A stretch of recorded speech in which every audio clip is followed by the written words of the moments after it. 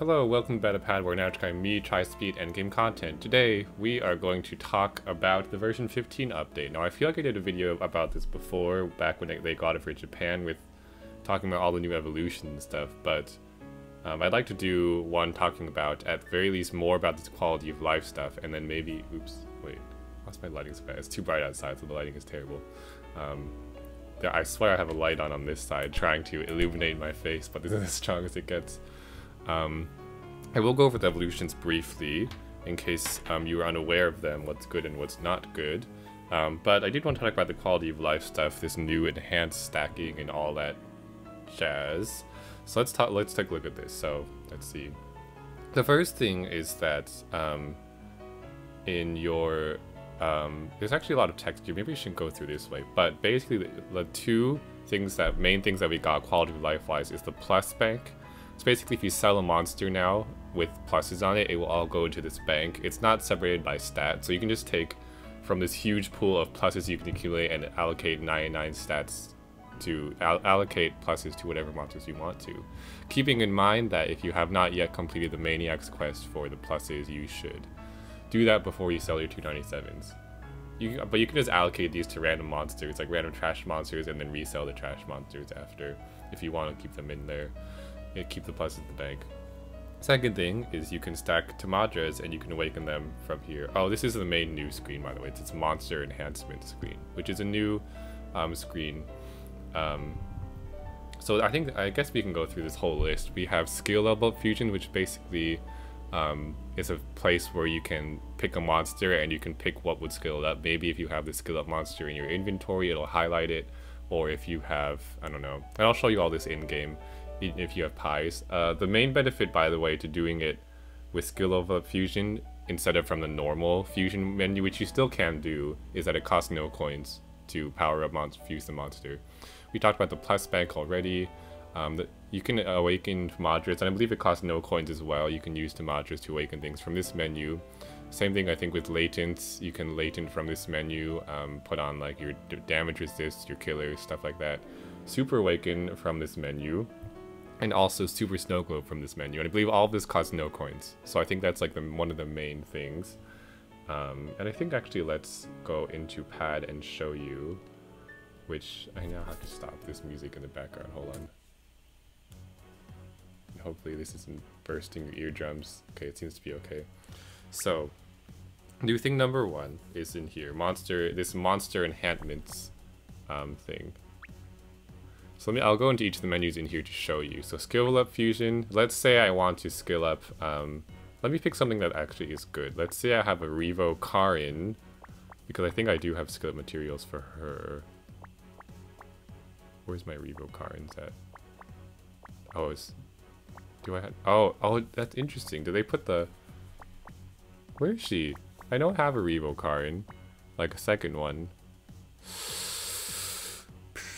Okay, let's pick someone else. Who else do I know I have skill up material for? How do they not show it? That's so weird. Oh yeah, I guess this isn't, oh, interesting. I guess they're showing only things that can be skilled up, and if I go, I think it's because I already max skilled the Karin, it's not in there.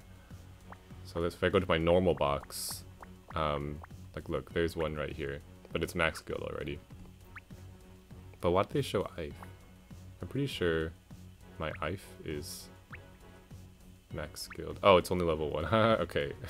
So they only show stuff that's cool. They only show stuff that is not max skilled. Well, no matter. Let's find someone who is not max skilled.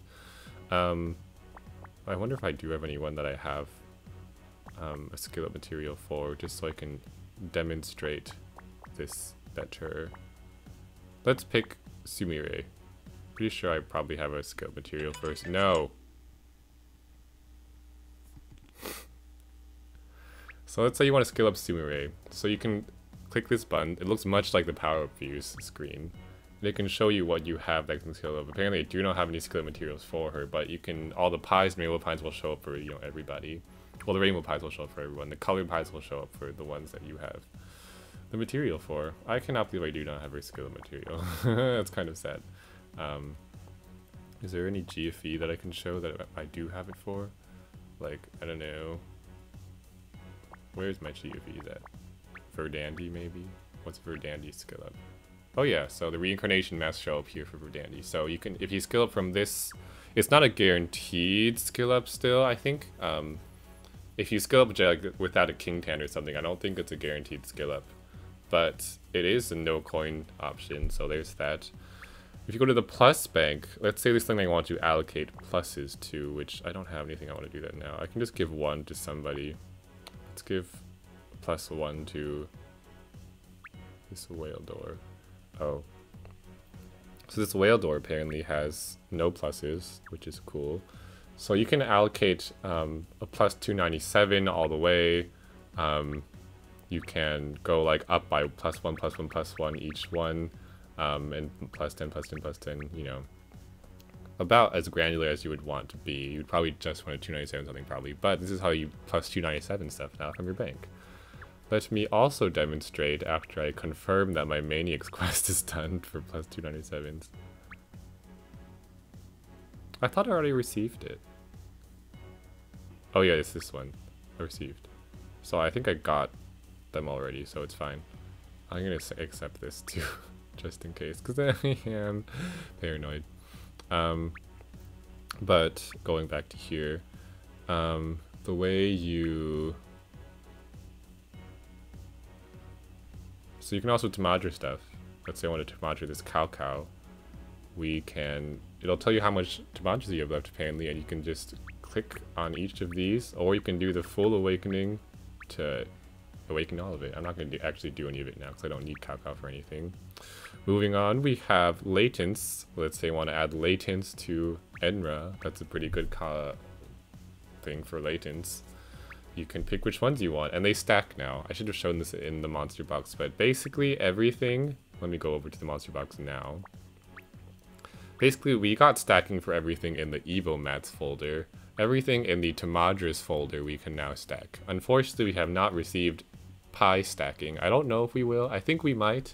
Like Pi and Tan stacking, but that's what I have the most of. So I got a modest, I got like a small box space. I had, I think, literally 874, 875 monsters, and that dropped down by like 50. So here, these guys will stack. Tamadra stacking probably opened it up for a lot of people, and like SDR stacking and stuff like that. But you can latent from this menu. You can also level limit breakthrough from this menu. So if you want to super snow globe something, it can tell you what super snow globe a bowl. So maybe I want to do this number 6. You can select your globe dragon, boom, and you can do it. But I don't want to do it, so I'm not going to do it. You can also super awaken from this menu. So it shows you what super awaken. Let's say I want to reroll for Riku. And you would say yes, and I don't want to. By the way, if you're curious, this is what I have super awakened right now in my box, these guys. So yeah. I think that's it from the new menu. Is there anything else that's new, quality of life wise? Stacking. Oh, well, the one other cool thing from quality of life is that they... when you go multiplayer, they force skip combo on. By the way, for all you new players who don't know about this, you should probably go to your options, go to dungeon, and turn skip combos on. So if you make 8 combos normally, it'll go like boing, boing, boing, boing, boing, boing, boing, boing 8 times and take like 10 years. And that's the most annoying thing in the world for people who are multiplaying. And it's probably not your fault you don't know this. They don't tell you to turn this on or off in the game. But it makes your runs a lot faster if you... turn skip combos on, it'll just bounce once, I think. It'll just bounce once, and for however many combos you do, if you make 50 combos, it'll bounce once, and it'll, by the way, speed up your ranking dungeon runs, but also it will speed up dungeon runs. So that's all for the quality of life stuff. Let's talk about the new evolutions and start the music again. Anything else? There's this event that's happening. There's this one interesting dungeon that I'll probably show off in a different video if I can get a good score on it. I don't know how to get this good score. I probably have to run like 2 subs, but it's an arena level thing, so I'm like, oh god. So let's go over some of the new evolutions. I'm going to do a quick skim just because I believe I've gone over these already in a previous video.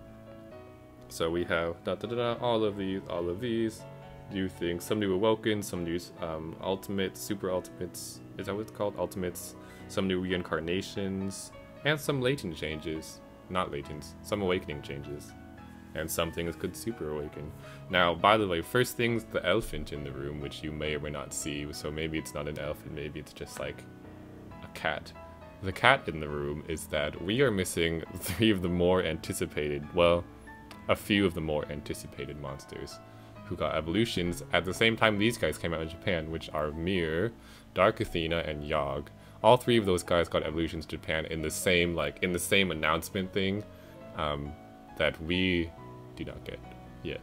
And I can understand, for at the very least, Mir and Dark Athena, because their evolution materials have not yet been released in North America, which is like Kila and whatever the dark one is named, like Buto and Borma and Zapan. So the light and dark of those 2, you need those guys to evolve Dark Athena and Mir.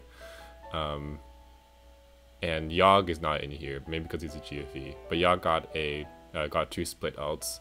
In terms of usefulness, Yogg's leader form is just an upgrade. He just gets a recovery boost, which is nice. His leader form, I think, gets like a follow-up attack and like a super follow-up attack, the pixel one, which is kind of weird. I wouldn't go for that one. His LB form, I mean, his sub form. And the leader form is probably what you'll stick with. Mir is on the tier list right now.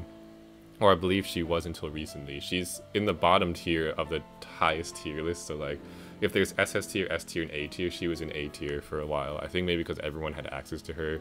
Her multiplier went back up. I'll talk about her when she comes out, but Dark Athena didn't make it anywhere on there. Rest in peace. So let's talk about the new monsters that might be important. And sorry for the dings in the background. Let's skim through. So we have a Blob Leader and a Lucy with 2 God Killers, which is cool for the killers. The leader skill itself is not that... Excuse me, let me close this. The leader skill itself is not... Oh, I closed my music, shoot. Facebook isn't even open, why is it binging? Let me reopen the music, because I need... Come on, music. Play. Thank you.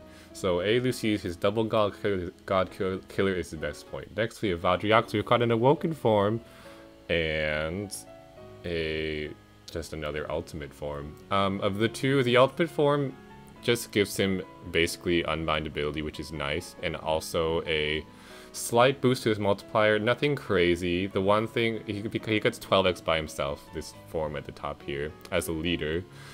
His best thing about him is probably, it's not a very high multiplier rainbow, as like Riku, another farmable rainbow, is 15x by himself. He also doesn't get HP or shielding.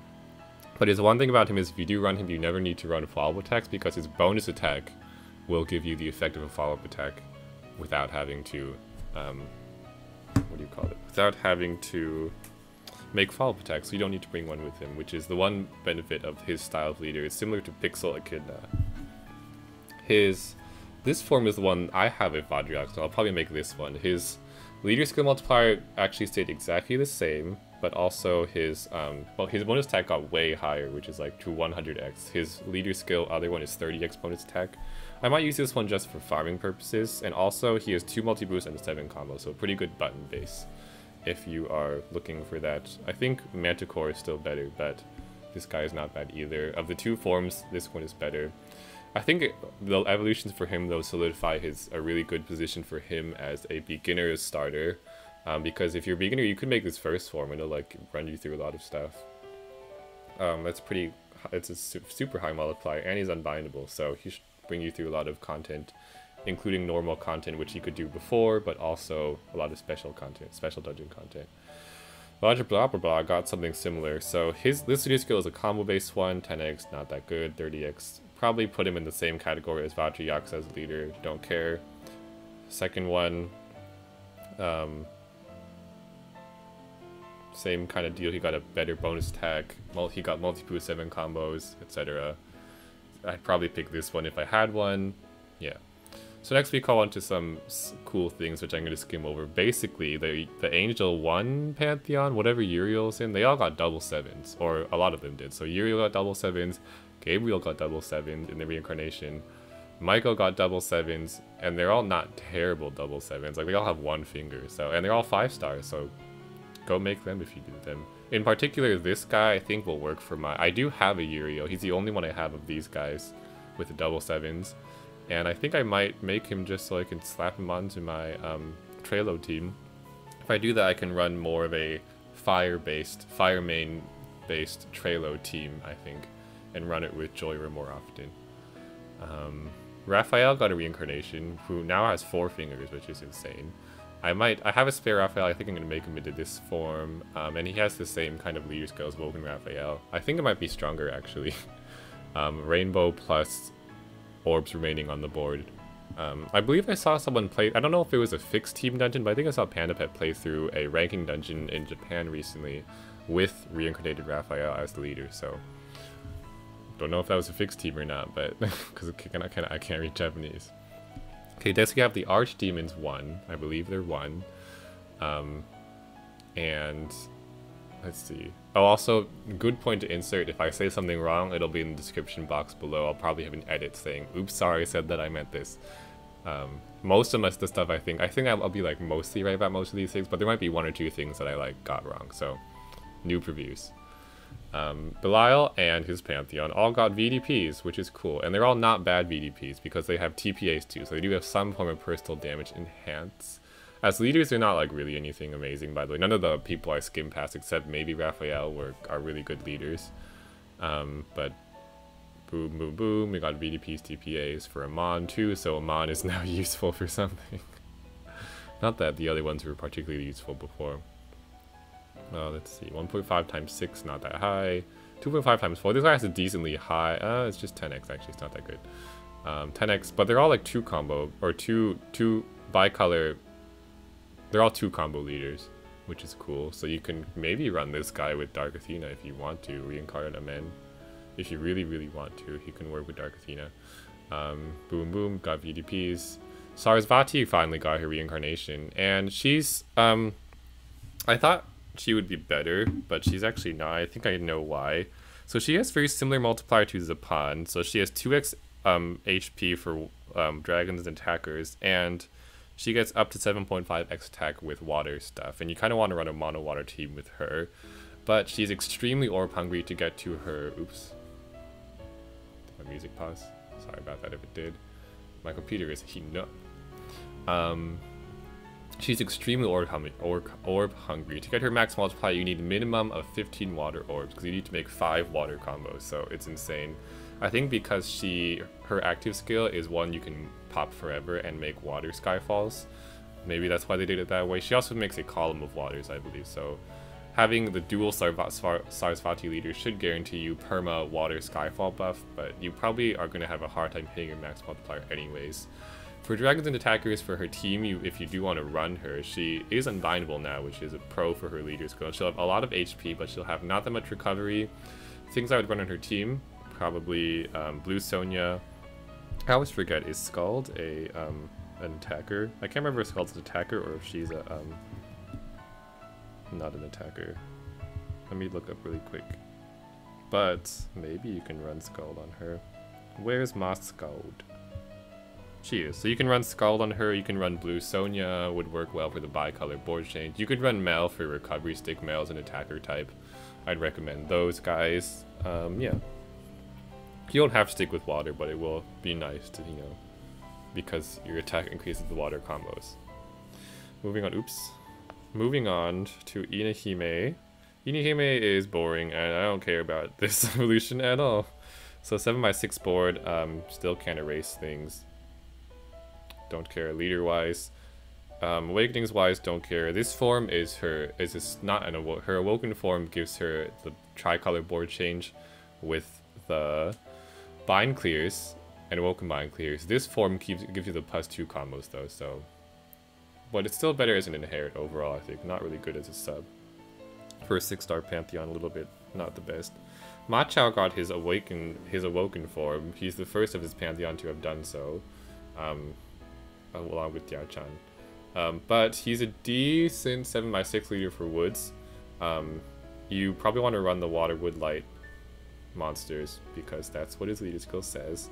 But it's actually pretty strong, 7x6. It's a ×8, which is almost as good as Diablos, so maybe if you're running wood stuff, but you can still run Diablos and get like something better, because Diablos is still wood, so whatever you want to run Machao on, Diablos probably runs better, because Diablos also is unbindable. He does have 4 TPAs, which is a lot of TPAs.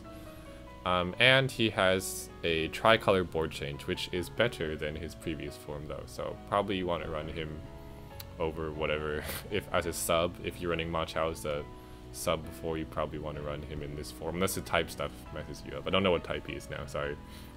But he's a board change now, which is nice.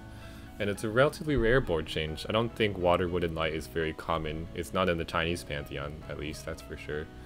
And last we have Diao-chan, so I'm probably going to make a Diao-chan of this kind. She keeps her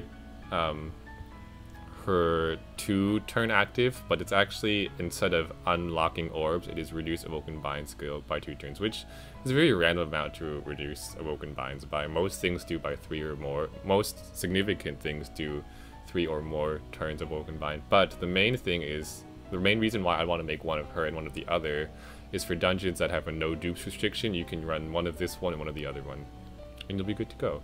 She also has 3 Ls, which is better than her in terms.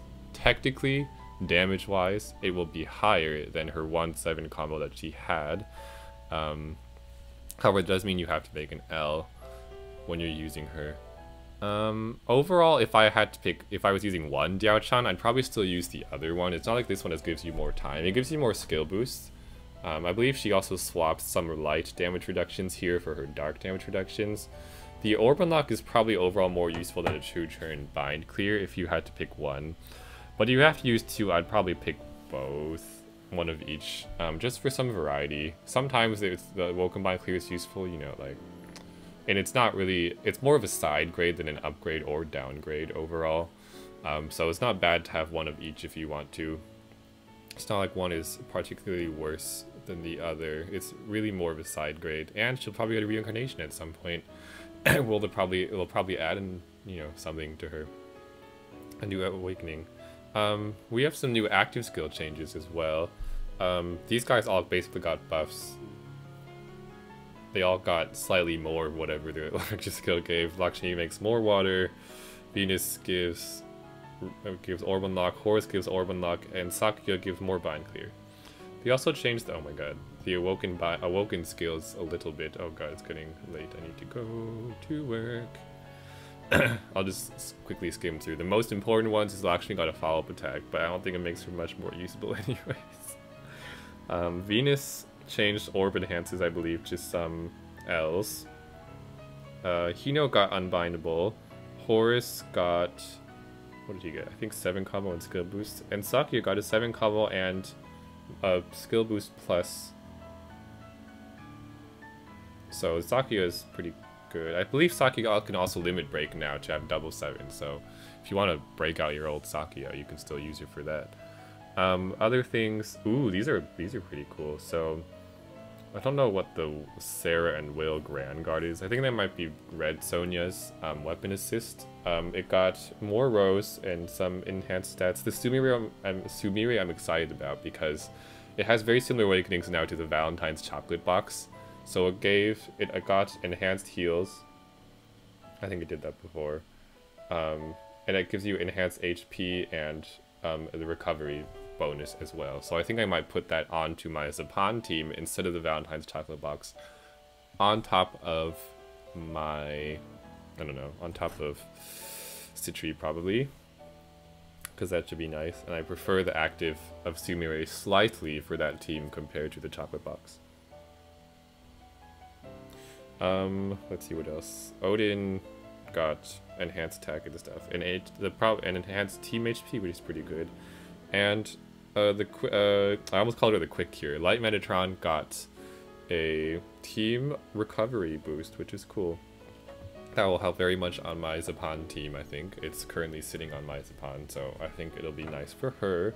I'll probably have to Tamaja her when I get that. And also, they all got stat boost, so they confer more stats upon inheritance, which is good, especially for the red one, not the red one, the Sumire, because that's what I use it for. Oh, Zuo didn't get any buffs except for the stats. Sorry, Zuo. These guys can Super Awakening, Super Awaken, and here's some Super Awakenings. For all the demons, I would go for TPA. A Lucy, maybe Resistance Bind or Skill Boost, not sure.